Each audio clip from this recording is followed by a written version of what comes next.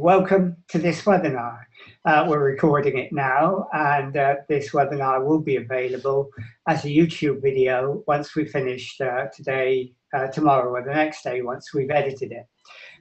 This is one of our regular GlobalNet 21 webinars that we do, and we're trying to do every week, where we deal with some big issues, some major topics. And this one is on mental health. We've done quite a few things on mental health in GlobalNet 21, including a really well-attended House of Commons meeting where various people, including MPs, talked about their own mental health problems. Now, in this webinar rather, we've got Brad Esau. Brad, who you will be able to see if you can see him. He's one of the three of us, the one without the beard. He's going to talk about his experiences. He's in British Columbia.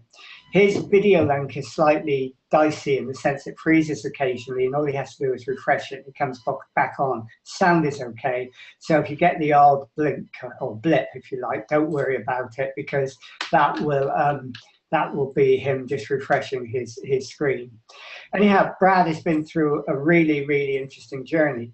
He's got bipolar condition, and he discovered that some years ago, found out that statutory services weren't able to adequately help or cope with that. And so then he found his own way out of the problem that he has. He actually went on a journey to self-heal himself. He's going to tell us about that and the effect it has had on him. So if I go to Brad now, we'll begin, and I'll ask you, Brad, can you tell us exactly what your condition was, what the problem is you had? I'll try to do that in 5 minutes or less. It helps to have a little bit of familiarity of psychiatric conditions and their definitions and stuff. But for those of you who might be familiar, I am type 1 bipolar, schizoid-affected type 1 bipolar. It's considered the worst type of bipolar there is. Bipolar is one of two of the most severe and hard to treat, hard to understand psychiatric disorders there are. You know, I'd lived with you know, bipolar can be many things to many people. You know, the strict definition should be, you know, periods of mania, elevated periods of energy and well-being and whatnot, and lower periods of depression. That's the classic definition. You know, along with that, you can have rapid cycling, really roller coaster rides between very high and very low. Those are very short periods. That's called rapid cycling. There's mixed episodes where you have all the energy of mania, but all the darkness and hopelessness of depression, and that's considered the most dangerous point for a bipolar person for suicide risk and other kinds of behavior risks. Now, I went through all of that, a long period of that. The schizoid affected part, like so-called schizophrenia, bipolar and schizophrenia can be somewhat closely related. So I had visual and auditory hallucinations, horrific and terrifying auditory and visual hallucinations, and ongoing periods of psychosis, which is a whole nother topic, but something going on in your head that you can't control. So, you know, this started, you know, this has been ongoing for quite some time. Sorry, this had been ongoing for quite some time. And July 2010, a real particularly frightening incident happened. I thought the most reasonable thing to do was to check into a psychiatric hospital, which I did. That marked the beginning of 30 months in the care of the mental health care system, psychiatric care, mental health care. You know, in that 30 months, I saw, I mean, I was, like I say, a really difficult case. I saw no less than 24 psychiatrists, probably about 20 psychologists, probably as many various healthcare workers, social workers. There was absolutely nothing in the healthcare system that I wasn't exposed to. Every resource they had, I burned through it all. Now, a lot of people have this experience not get better because they're non-compliant. They're just really difficult to work with. But I knew I was in deep trouble, way beyond anything I could handle. I was putty in their hands. I did everything they told me absolutely to the letter. Like many people don't get better because they're non-compliant. They don't follow what they're told to do. So they're not just untreatable in a medical way. They're just simply untreatable because of their own, well, this could be part of their own mental states. Anyway, that wasn't me. I followed everything to the letter. My condition continued to get worse. My hallucinations continued to get worse. My psychosis continued to get worse. At the end of 2012, I had the most, and I can't even describe it to people. It's too terrifying. I've stopped describing it to people. The worst psychotic episode. I managed to survive that. The people who I have told that, they can't believe I survived that, and B, they'd never heard anything like it, because most people don't survive those things. Anyways, I got through that and came out the other end and sort of entered this period of clarity. And I sat there and I said, look, I'm doing everything they're asking me to. I mean, I can't do it any better than what they're asking me to, and I'm getting worse. And my family's going to lose their brother, and my daughter's going to lose her father. This isn't working. I have to stop. So, why, Brad, do you think the existing system wasn't working for you? What was wrong with it? What couldn't they pick up? Well, I mean, I was an unusual case, but I'm thinking I'm an unusual case, and but then I started looking into the whole mental health problem, and I started doing some of my own research. I started meeting people, gathering information, and I learned it wasn't just me that was being failed. I mean, if it was just me, I would have carried on with life. But it wasn't just me. It was tens upon tens upon tens of thousands of other people. That the mental health care system, and when we talk about mental health care system, we're basically talking an alliance between psychiatry, basically psychiatric associations, and the pharmaceutical industry. Their approaches to, and I'll get to this in a minute, a little bit later,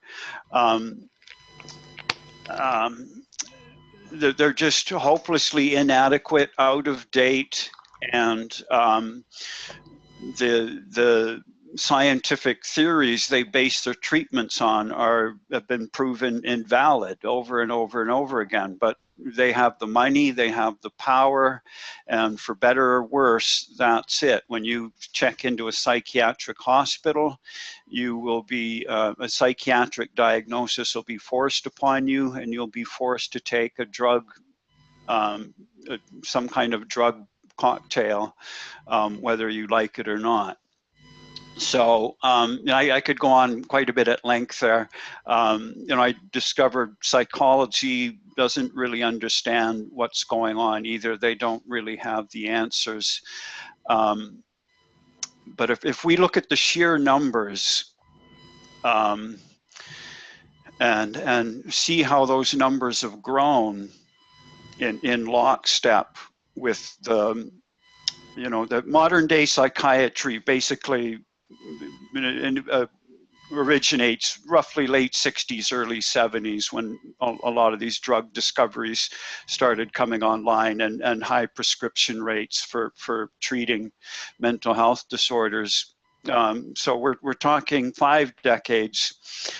In that 5 decades, the track record of people actually becoming better has worsened. The number of people becoming so disabled by their conditions that they have to go on disability has skyrocketed. Suicides continue to rise. The numbers all continue to rise. This despite billions and billions and billions of dollars put into pharmaceutical research, and So, you know, they haven't come up with anything new in 30 years. so when you were faced with this problem, what did you do about it? I mean, you could have given in, you could have sort of said, that's it, you know, and gone into deep depression, but you didn't. What did you do to heal yourself? Well, I just, you know, I'm a real self-doer. It's just something that runs in my family. I see a problem, I just roll up my sleeves and get into it. And how I learned neuroscience and all of this is kind of a long and bizarre story, but that's what I did. You know, I looked at psychiatry. Okay, they're hopelessly lost. There's reams and reams of evidence and support for that. Psychology doesn't seem to be doing any better.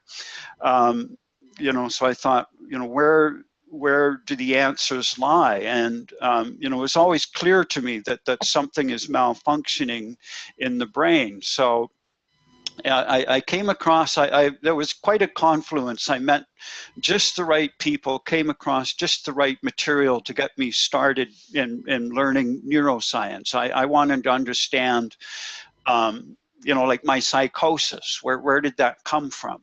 Nobody in the entire mental health care system could give me any answers. Just take these pills, call me in the morning. Or sit there, the psychologist would actually be scared shitless, pardon my French, and they had no idea. Like, she was peeing her pants, literally. So, you know, this is what I'm faced with. Like, I just want to know what's going on. If I know what's going on, I can deal with it. But I had no idea what's going on. They had no idea what's going on. So I just wanted the answers. So I just started asking why. Why do some people commit suicide? Why does this person, you know, sort of similar circumstances, why does this person make it through? Why does this person take their life? I wanted to understand why. Nobody had the answers. Once again, all the mental health care system, nobody could give me an answer to that. No one. We're talking 20 psychiatrists. I asked all these people the questions. They just kept coming back with their pull string answers. Anyways, I wanted to know why. So I met the right people, had some very good mentors, and had a somewhat genius ability to understand all this. I've been told that I'm hanging around with neuroscientists. I hang around with really, really smart people. Peter knows some of them. They took me under their wing. I wrote to anybody and everybody. You know, famous people like Steven Pinker, Robert Sapolsky, some real rock stars in the neuroscience biz. And I got answers, and I had conversations, and okay, I'm on the right track. They say, you know, Brad, just keep doing this. So within 6 months, you know, this is the beginning of 2013. You know, I'm just hanging out and arguing with neuroscientists and being accepted, and most assume that I had a degree in neuroscience. They'd be very shocked to find out that, you know, I just do this on my own. But I you know, I can't just. So what did you actually do? I mean, you learned about neuroscience and all of that, but what were the actual things you did to yourself? Right. So yeah, that's the $64,000 question. So I'm looking at this. The biggest thing I learned was, I guess, two basic things about brain function. You know, it's very plastic, neuroplasticity. It can change. Like, it doesn't have to stay the way it is. You do certain things, it'll rewire itself. It'll sort out all these broken brain loops, as I like to call them, that create, you know, whatever the behaviors are associated with any given psychiatric illness or mood disorder or so on.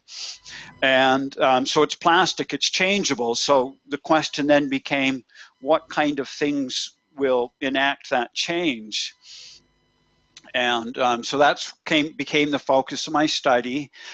Turns out none of it's rocket science. Basic things like, and I wrote them, and I'll pop it up on the screen a little later, my positive difference-making fundamentals.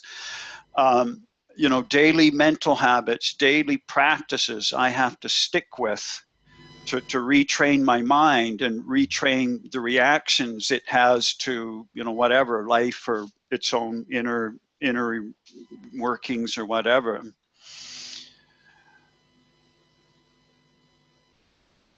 So and I can talk about that a little bit more in a minute, but you know, I just you know, and I didn't make anything up. You know, I found the best sources that I could. I wanted everything through neuroscience study that I could trust, and so much of what I found just came back to basic retraining the brain, retraining brain regions, retraining brain circuits and reactions to things. And you know, in an overall mind and body health thing, like I had to take care of my body better. Was it Matthew, your friend, Peter? Russell. Russell, yes. I saw Russell type something in about the gut. Yeah. You know, and that's something I discovered. You know, what goes on in the gut can have enormous effect on the brain and mental states. So I tried to take, you know, as many of the factors, the key factors as I could, and you know, what can I do about it? What's the best I can do about that? So a lot of it was simple diet change. Stop eating junk, hydrate better, eat better, like real food, not junk. Don't drink juices and all this artificial crap. Water, really basic stuff, a lot of it.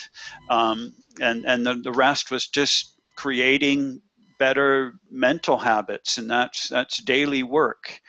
And you know, you asked why the system is failing. You know, it's because it's a system. You know, it's the same reason education systems fail. You know, like, you know, we can't have one size fits all system for individuals and expect, you know, results, you know, identical results. You know, the mental health care system is simply overwhelmed. It's based on the wrong premises. And you know, I look at the enormity of the problem, and I keep track of this every day. This is what I do all day, every day. I have excellent sources. I've cultivated a long list of really trustworthy, excellent resources that you know, stay on top of all these things. But you know, what is it you did? I mean, you had a healthy lifestyle, you learned to eat simply and all the things which affects the guts and so on, but you did a lot more, didn't you? I mean, you know, the taming the polar bear thing is quite important, isn't it? I mean, well, the polar... if you were giving advice to anyone else, what did you do that they could do to help themselves? Well, this is... you know, there's no easy answers. I wish I could tell you there was an easy answer, and then there's not. And anybody with a deep experience in dealing with mental health issues, you know, on a case-by-case basis, or trying to understand the broader picture, you know, there's no one simple answer. And this is why I found the system doesn't work. There's no one simple answer. You know, when I, you know, a lot of people reach out to help, or for help to me through the polar bears. I get messages from all over the world several times a week, and they want help, they want answers. And, you know, I can't give simple answers. If I sit down and listen to their case, like if I look at a typical case study and look at the now, there's going to be some kind of crisis. You know, life-threatening crisis, severe hopelessness, just a total collapse of the human spirit and will to live and will to go on. And, you know, I talk them through that, and then I look at their past, their background, and, you know, and I have a whole way of viewing environmental and genetic factors that go into, oops, I've frozen again, that go into, you know, what brought that person to this point. You know, this doesn't just happen out of the blue. There's going to be a whole series of personal events, life experience, environmental and mental events that took that person to this place. And so, you know, they're an individual. They're not me. I'm not them. They're not you guys. They're going to have their own unique thing. And then, you know, I just try, you know, I've got a whole tool belt of different processes, and okay, we start here, and then we get from this step, we get to that step, and just try to get that person moving forward in a different way. But you didn't have anyone to do that for you. You had to do it for yourself. So yeah, that's how do you do it for yourself? That's a good question. I get asked that all the time. You know, a lot of people have followed all this for, you know, 4 and 5 years and more. They've seen Peter's followed this for 15 years. You know, I'm considered kind of a miracle. Most people who would understand my case, I A, shouldn't be alive, and B, I shouldn't be sitting here with the cognitive abilities to sit here and talk like this. None of this textbook, none of this should be possible. So I get told this quite a bit, Brad, we can't do what you do. And I say, yes, you can, because I have, you know, I look at the power of the brain, and I look at a person, I just see vast potential and hope that they can't see. But they look at me and what I've done, and they say, you know, I can't do what you did, and it's kind of true. I am, you know, a somewhat different person. I'm stubborn as hell. You know, and I just refuse to lose, I guess, is the basic thing. You know, I remain to this day highly suicidal. Things go, if I don't do my daily steps, if I allow certain things to happen, I can whistle down that road just like that. So I never lose sight of that fact. It's, you know, some people, you know, the reason they relapse all the time is they lose sight of the fact that there's something fundamentally wrong with how their brain works, whether it's chronic depression, chronic anxiety, bipolar, whatever.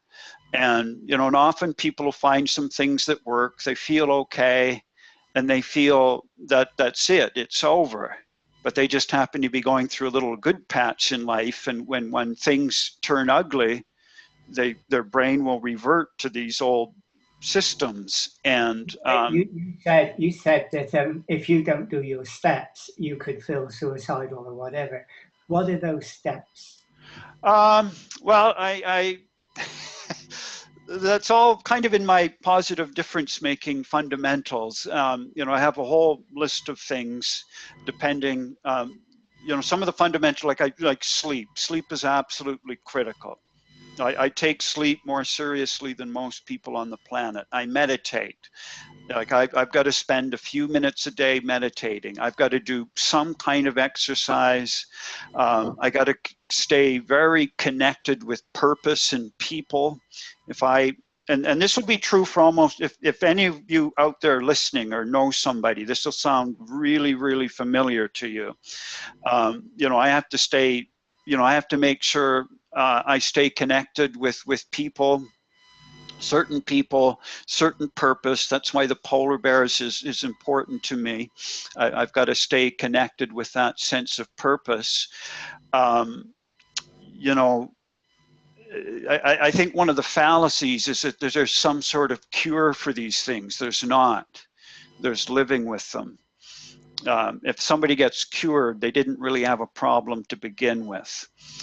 You know, if you really have like what I call a bipolar brain, or a chronic, you know, somebody prone to chronic depression or anxiety, you know, that's just part of who you are.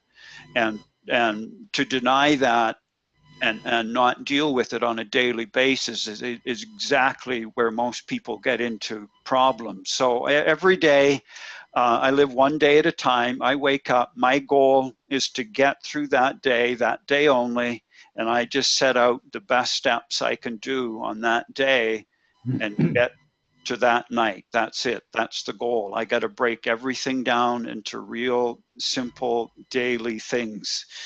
I was really proud of you last night, Brad, because you posted about the disaster you had at home where your shelves collapsed and your very expensive and much loved hi-fi took a whack against the floor.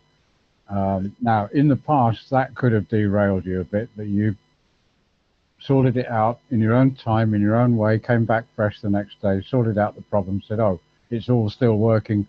I've got a bit of cosmetic damage. I can live with that for a bit till I fix it. That was a really good positive. Yeah, I call that. I'll turn that into a polar bear post probably, because you betcha.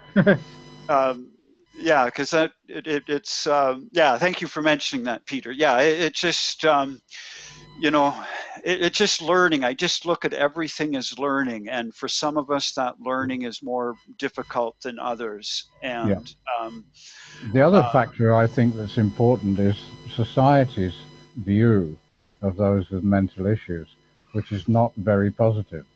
You know, we've been brought up, trained, educated to kind of shovel these people away in some kind of horrible warehouse, something of that nature. Yeah. Yeah, absolutely. That's, you know, when I looked at all the factors, and there are many, and I can't possibly get to them today, what I found possibly the factor was stigma, isolation, ostracization, outcasting. You know, you get a severe case of depression, and your best friends will abandon you like you've got the plague. It's awful. It will become a great part of the disease itself, the rejection and isolation. Bipolar and schizophrenia is a whole nother scale altogether. We face stigma that few people on earth understand. A lot of what I dealt with was, and I was literally hounded out of places where I lived because people found out I was bipolar. Writing on the blog openly about being bipolar opens me up to all kinds of prejudice and stigma. People will just drop me out of the blue. People that were interested in a relationship just drop me out of the blue when they find out. So this, you know, another point that I can't get to today about a psychiatric illness is psychological pain will be absolutely a part of the picture. Like, again, when I look at a case study, I'll find a long buildup of various psychological pain, and a great deal of the psychological pain is from the social isolation and stigma and so on. Okay, I'm seeing some questions come up, so I've got some questions. Can I say before I put them to you that because there's only a few of us, if anybody like Russell, you do want to come on video, stick your hand up and I'll know and I'll bring you on video. But Heidi did say, you know, would you say what you've just said, that having a sense of purpose is the most important thing in tackling the problem that you have? I'm sorry, what was the name again? Heidi said. Heidi, yeah, right, Heidi. Hi, Heidi. Yeah, no, that's a great question. You know what, Heidi, I can't honestly say anything is the most important. They're all kind of, you know, there's a lot of little things we kind of have to work on, and they're all kind of important in different ways and more so at different times. But speaking on purpose, I'll tell you a story about the only single solitary good thing any of those 20 plus psychiatrists told me. You know, I'd fired my old psychiatrist and had this new psychiatrist, and he's a gruff old guy, so I connected with him right away. I'm a gruff old guy, he's a gruff old guy. And he looked at my case history, and I was babbling and complaining, and he just said, "Stop, Brad, you have no purpose." Like, he looked me right in the eye, real like gentle, you know, fatherly grandfather. He looked me right in the eye. "Brad, you have no purpose. You can't live like that. Nobody can. And I was really angry. You don't understand. I have bipolar. This is a terrible disease and I can't help it. And so I stormed out. I went and sat in my car. And after a while, I realized he's right. I looked at my life. I had no reason to get up in the morning. None. Zero. And then henceforth, after I studied, you know, the neuroscience and how these things work,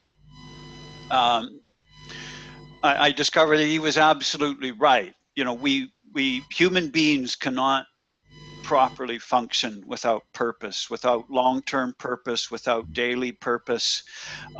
So yeah, absolutely, purpose is important, Heidi. And you just, you know, there's, it sounds kind of corny. There's kind of a goal-setting thing to kind of go through there. And again, people with long-term mental health struggles, this is a different process than, you know, some fuzzy-faced, enthusiastic 18-year-old just heading into college life, figuring out goals. You know, this is the other thing that's different about me and my blog and approach is everything I do, everything I suggest is from the point of view of somebody with really severe mental health struggles. This, you know, this advice seems simple and straightforward, but it applies very differently from somebody who functions relatively normal and somebody who's been struggling with issues, most cases I talk to since childhood.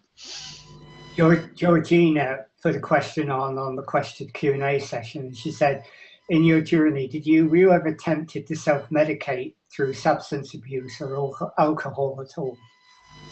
No, and you know, and I can't say I'm particularly heroic that way because I'm not. When I was young, you know, I'm 58 now. I grew up in the 60s and 70s. I mean, I experimented with stuff, and I just at a very young age, I don't like alcohol. I don't like marijuana. I don't like any of this stuff, and so I just kind of took a natural distaste to it. So I'm you know, I don't have any interest, but I can, in all honesty, tell you there were times where the pain and everything was just so unbearable.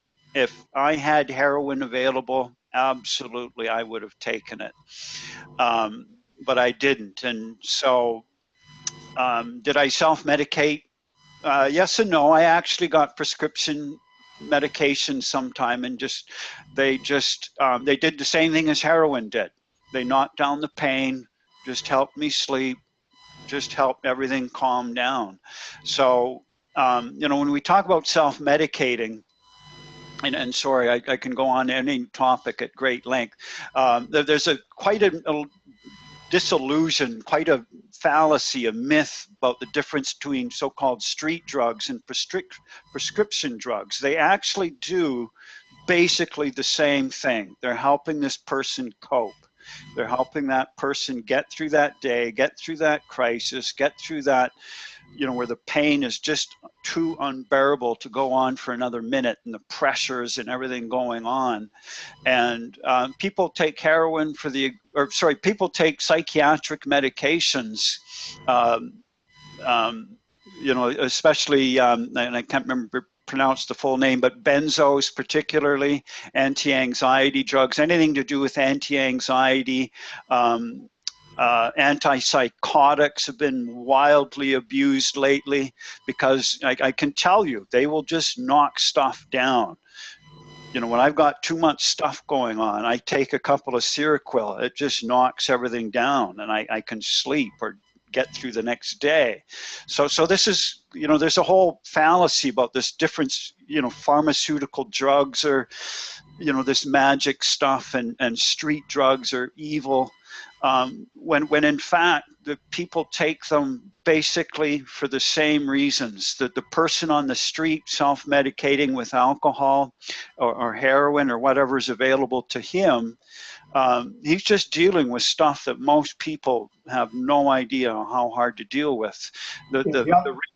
Jonathan also asked a question. He says, can you give some instances of particular techniques you've used and what particular effects they've obtained. For example, were you able to come off medication? I mean, you sort of touched on that now, but he's interested in the techniques that you use.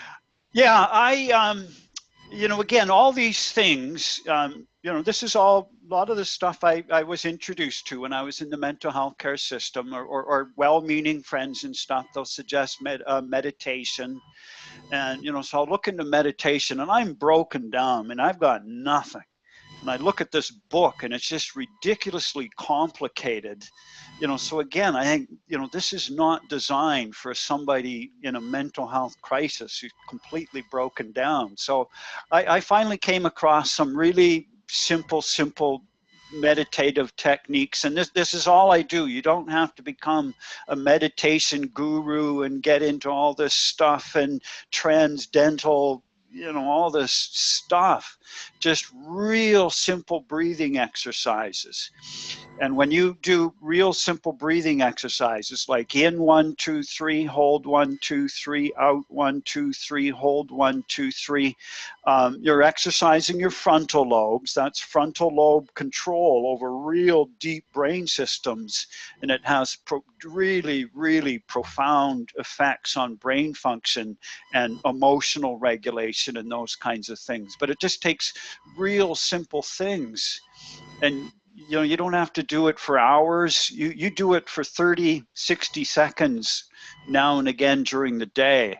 It'll begin to have profound effects. But again, you know, none of these things can be in isolation. This is what I found. Like, just meditation alone isn't going to do it. Having a purpose, you know, all these different things alone aren't going to do it. You need kind of a collage, a medley of different things that you work on and practice each day. Music therapy literally rewired most of my brain. I wouldn't be this cognitively able without music therapy.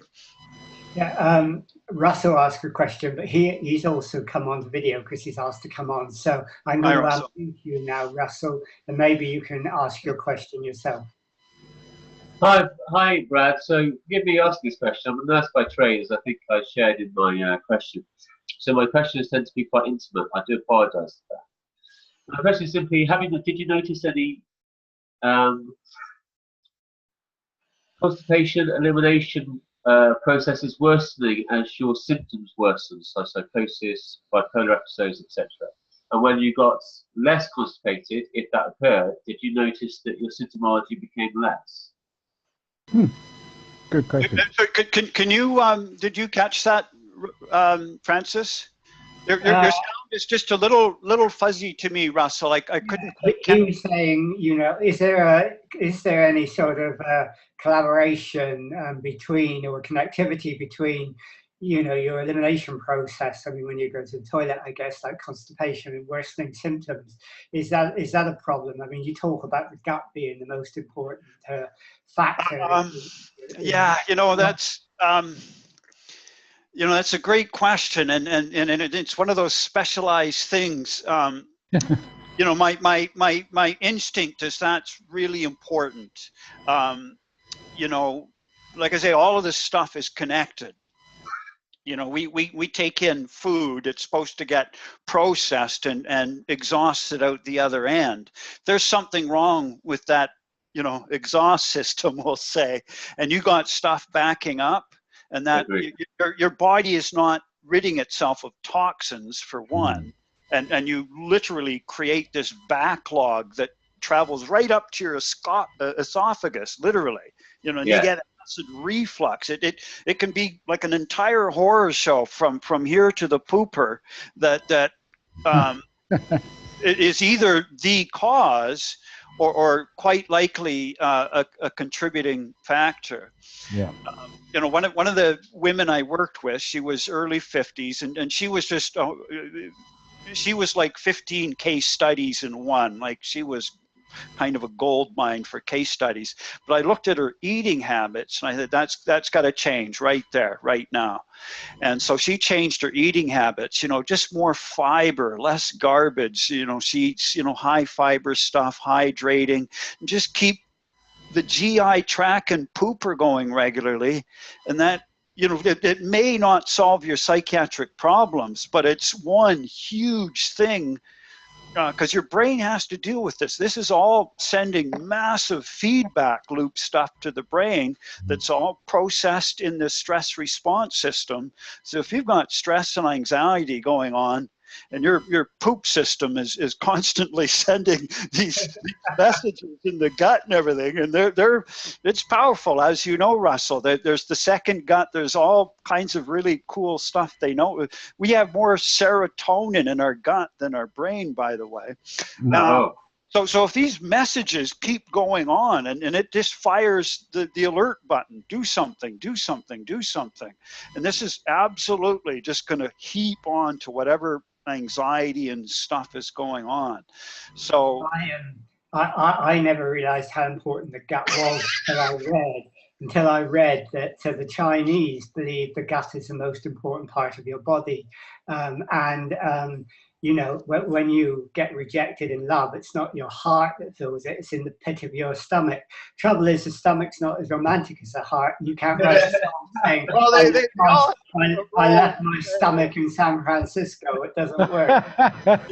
well, this is just it. And you know, speaking of that, and you know, one of my big influences, you know, I spent, you know, close to 15 years in Asia, 20 years altogether, with an almost entirely exclusive Chinese Asian social circle and social life, and you know, and I absorbed an enormous amount from that.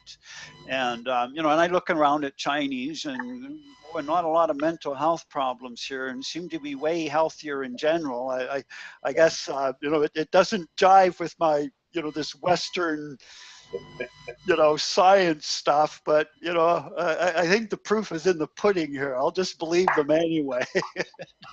Agreed. Like sometimes science gets too, you know, they want that smoking gun evidence, and something as complex as the human system, there just is none. There is no smoking gun evidence. You kind of have to use a little bit of intuitive intelligence and look at something, you know, like the Japanese diet or the Mediterranean diet, and say, you know, they're getting different, this is what they're consuming, they're getting these different results, there must be something there. We can't conclusively prove every little chemical reaction and biological, you know, we literally don't have the technology to do that. It's just outside our present ability. But you know, but like I say, like you know, Mediterranean diet might not work for everybody, or a Japanese diet, or whatever. But if Russell has a client come in and they're kind of got some kind of horror show going on, and you know, and he probably has an intuitive sense of this, and kind of looks at their background, and okay, you need to be eating more like this. You know, science doesn't matter. None of that matters. Did it work for that person? Exactly. That's all that matters. Did that person get better? That's all that matters. Who cares about the other 7 billion people on Earth, the mental health care systems, you know, the whole nine? It doesn't matter. I can't person get better. I can't have a conversation with Russ without him telling me what I should and shouldn't be eating. I tell you. I hear you, Russell. There's people who will walk the other way when they see me coming, because they know I'm gonna you know, nag them about their eating habits or something. But for me, it's not rocket. Like to start with the basics. Like, you absolutely have to have high fiber. Like, Russell, you know this. Like, fiber. Yeah. It cleans. They're the janitors. They go through with their little brooms and scrape everything off, and that's what fiber does. And you know, I've looked, you know, like, again, I've got really good sources on all of this. Without fiber, this is what's going to happen to the lining of your intestines and so on, and that's going to create this cascade of stuff you don't even want to know and imagine. It's just all bad, is all I can sort of sum up. I had a full little word in mind, but yeah, I agree. Yeah, what you've been saying, Brad, it sounds terrific, but it does sound like you have to be a sort of self-disciplined person to do it. Well, this is just it. And how can you help them? Well, if you want to talk lack of self-discipline, you're looking at the grand poobah of lack of self-discipline. You know, ask anybody who's dealt with me or lived with me all my life. Ask my mom, ask anybody. But this is what it comes down to, and this is where at some point, you know, my big aspect with all of this is self-responsibility. You know, we look at the system and you can go through there, and at one point they have to kick you out the other side because there's too many people coming in. You're not going to get taken care of all your life. At some point it comes down to self-responsibility. And like we say, like for me, it was like I'm going to tell you frankly what the difference between me and most people is. And nobody's going to particularly want to hear this, but this is my truth. Like I was highly, highly suicidal, and it came from anywhere at any time with frightening suddenness. And you know, I had a daughter who wanted me in her life. I had family who wanted me in their life, and I had to do this to them. So like for me, it was do this or die. There's no joking with me. There's no wiggle room. There's no nothing. I do this or I don't live. It's that simple. And trying to get people to like I'll take people's mental health, any given person's mental health, I'll take it more seriously than they do.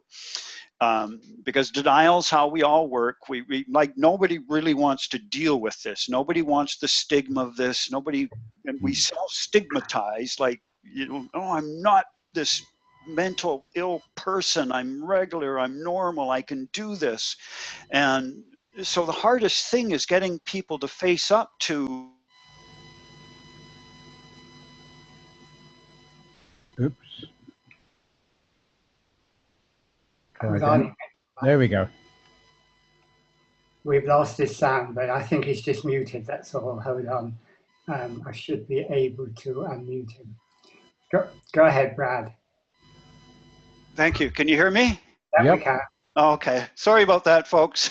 I'm undisciplined. What can I tell you? So you know, the discipline comes from, like I took a lot of inspiration from other people with you know, really incurable, deadly diseases, whether it's you know, lupus or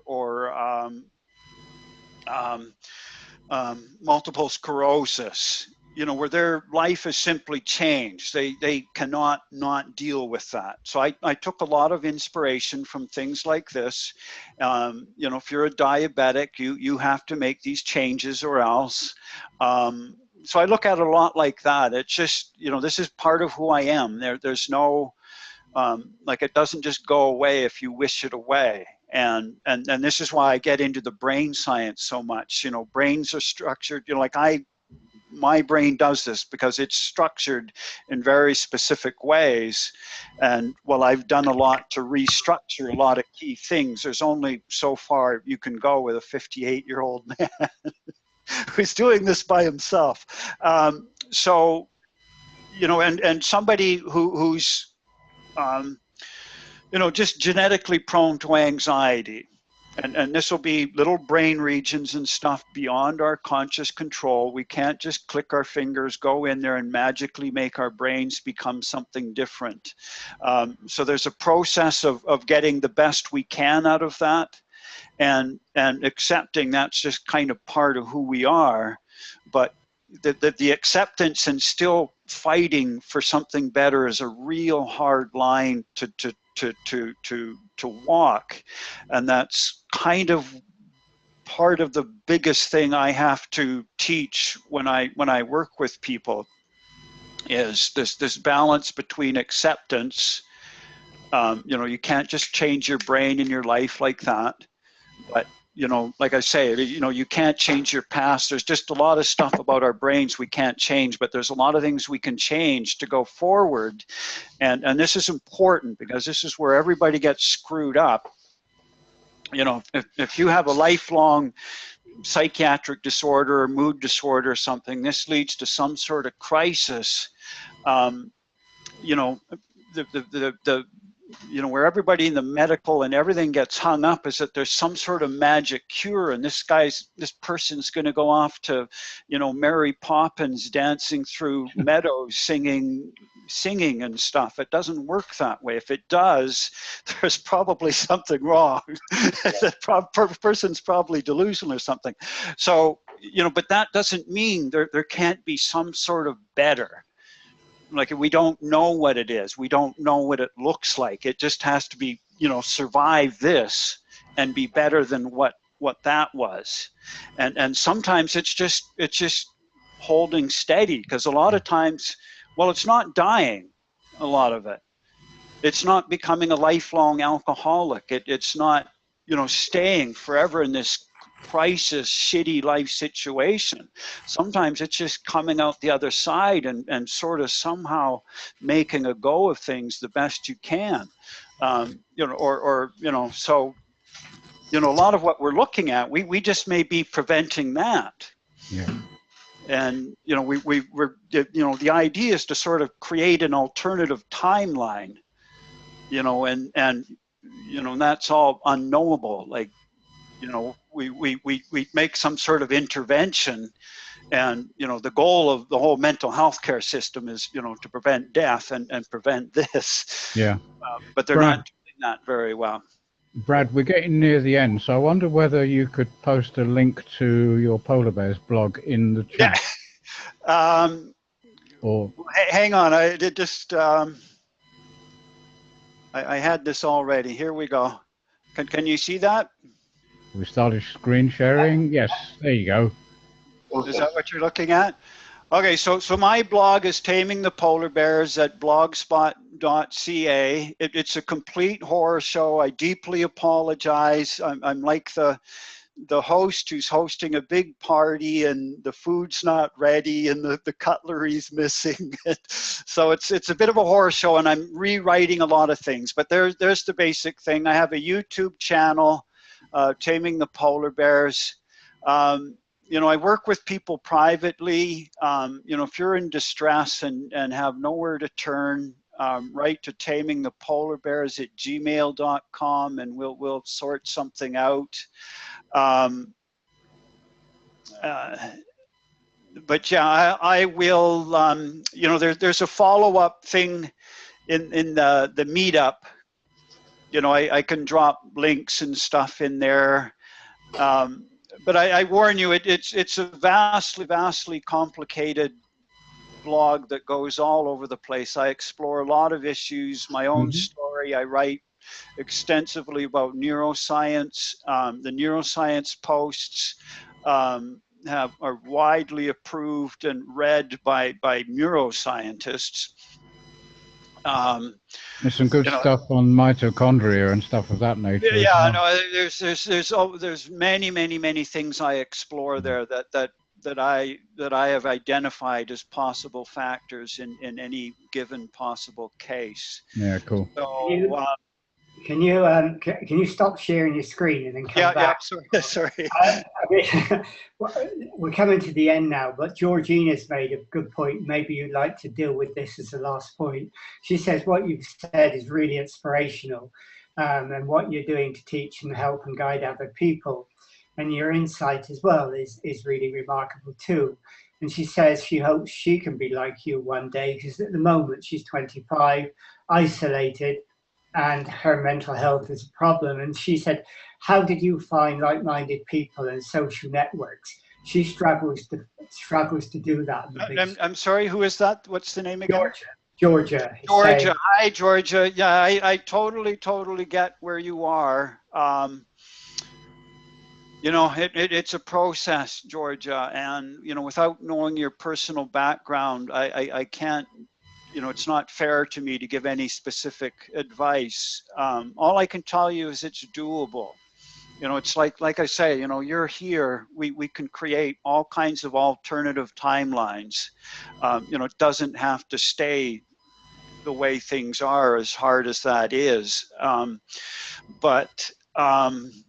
You know, inspiring, that's probably the one word people use about me the most. And, you know, I can blah about all this stuff. and it doesn't really matter. But if somebody's inspired, that's what matters. And I'm just going to end off with my starfish story. You know, the numbers are horrific. Like, I melted down. Like, I take on the pain of everybody. When I started researching this, like, their suffering is my suffering. Like, I look at all these suicide cases and the pain. I take all of that on, and you know, put me in the hospital at one point. So I had to be really careful about what I take on. But when you look at the sheer numbers, it is utterly, utterly, utterly overwhelming. And I'm connected to people all over the world, from India to Africa, through Europe, Eastern Europe. I have my finger on the pulse throughout all of this. And I want to fix everybody, but I can't. I had to finally admit that to myself. Brad, you can't do it all. But anyway, so I came back to the starfish analogy, the boy on the beach and the starfish. You know, you've heard the story that the tide is out, all these starfish are high and dry, and the sun's beating down on them, and they're drying out and dying. And this old man's walking down the beach, and he sees this boy tossing starfish into the sea. And the man, what are you doing? The boy says, I'm saving the starfish. And he says, are you stupid? Like, look at them. There's millions of them. You can't save them all. And the boy just picks up another starfish, tosses it in. I saved that one, didn't I? Ah, good one. And that's what I realized. That's all I can do in Georgia. That's all we can do. It is just, we kind of got to block out the enormity of the whole thing, and just, you know, I'm frozen again. And, you know, what can you and I do? You know, you know, there's always something. There's always something that can be done. We just have to figure out, you know, what works specifically for me, you know, isn't going to work for everybody. But these basic fundamentals, and that's why I call them fundamentals, because they are, you know, you just chip away at them, and they'll make a difference over time. Okay.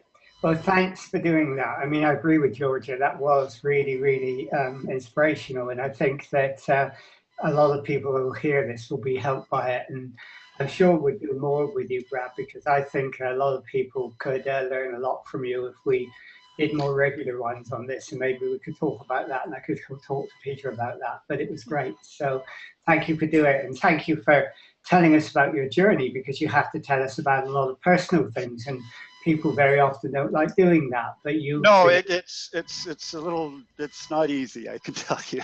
No, I know it's not easy, and I certainly would find it very difficult, but you did it with incredible ease and with great eloquence too, so thank you.